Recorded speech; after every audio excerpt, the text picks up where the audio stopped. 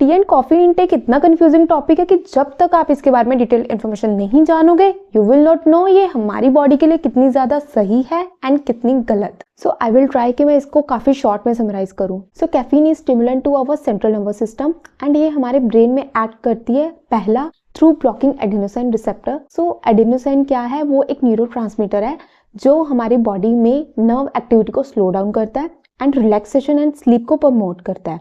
सो जब हम caffeine intake लेते हैं जो हमारी थकावट है, फिटीग है, ब्रेन फॉग है, वो डिक्रीज हो जाता है क्योंकि एडेनोसाइन रिसेप्टर ब्लॉक हो जाता है। सो सेकेंडली डोपामिन एंड नोरापी को इंक्रीज करता है। इसकी वजह से हम ज्यादा अलर्ट एंड फोकस फील करते हैं या फिर मूड अपलिफ्ट फील करते हैं। सो डोपामिन लिंक है मूड एंड प्लेजर से, दैट्स वाई आपका मूड अपलिफ्ट फील करते हो आप। और नोरापी आपकी अलर्टनेस एंड फोकस को इंक्रीज करता है। सो थर्डली ये एड्रेनालाइन को भी इंक्रीज करता है जिसकी वजह से थोड़ा बहुत इफेक्ट आपकी heart rate, blood pressure and energy पे भी आता है। एंड फर्दर ये इनहिबिट करता है फॉस्फोडाइएस्टरेज को जिसकी वजह से ब्रेन एंड मसल्स को इंक्रीज एनर्जी लेवल्स मिलते हैं।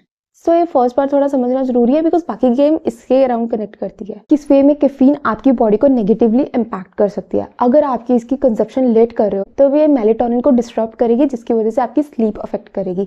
तो इसकी ज्यादा कंजप्शन आपको एंजाइटी एंड जिटर दे सकती है because of too much EP and norEP. So tea and coffee directly अब लिंक है डोपामिन से, that's why it become addictive. अब अगर आप टी एंड कॉफी लोगे देन आप ड्यू टू डोपामिन अच्छा फील करोगे, बट अगर आप नहीं लोगे you feel irritated, you feel bad या फिर इसके विड्रॉल सिम्टम, हेडेक, डिजीनेस ये फील करोगे। सो नाउ लेट्स नो कि कैफीन हमारी बॉडी में कितनी देर तक रहती है। पहले इसका जानते हैं हाफ लाइफ 4 to 6 आवर्स, मतलब कि इसकी क्वांटिटी कैफीन की जितनी हम ले रहे हैं उसकी हाफ क्वांटिटी निकालने को बॉडी में टाइम लगता है 4 to 6 आवर्स।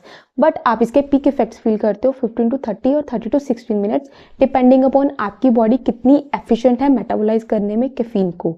बट अगर आप इसका टोटल एलिमिनेशन टाइम जानोगे that is 10 to 12 hours. Now let's talk कि कॉफी में कितना कैफीन कंटेंट होता है और टी में कितना होता है और दोनों का कंपैरिजन क्या है। सो एक्चुअल में टी में कैफीन का कंटेंट कम होता है एज कम्पेयर टू कॉफी का। तो बात करते हैं कैफीन की absorption, metabolism, excretion and its effect on the body.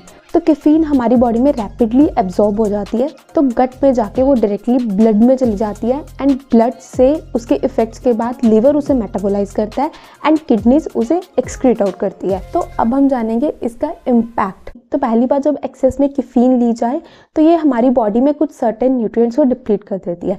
तो पहला है जो इसका डायरेटिक नेचर, जब ये एक्सक्रीट आउट होती है तो कुछ इलेक्ट्रोलाइट साथ में चले जाते हैं। तो वो इलेक्ट्रोलाइट डिप्लीशन में कौन कौन से आते हैं, कैल्शियम, मैग्नीशियम, पोटेशियम, सोडियम। तो बात करते हैं अदर न्यूट्रिएंट्स की जैसे कि बी विटामिन एंड B12। तो ये न्यूट्रिएंट्स यूज होते हैं जब लीवर ने कैफीन को मेटाबोलाइज करना होता है। कुछ ऐसे न्यूट्रिएंट्स के जो डिप्लीट होते हैं ड्यू टू एब्जॉर्प्शन जैसे कि आयरन, जिंक। ये अगर हम कैफीन ले भी रहे हैं तो हम काफी हद तक इसके इफेक्ट्स को काउंटरएक्ट कैसे कर सके because of the diuretic effect, ensure good water intake and replenish electrolytes, resting की बाकी विटामिन की अच्छी इनटेक लो एंड जो न्यूट्रिशियस फूड है उसको कैफीन के साथ मत लो सो दैट उसकी एब्जॉर्प्शन कम ना हो।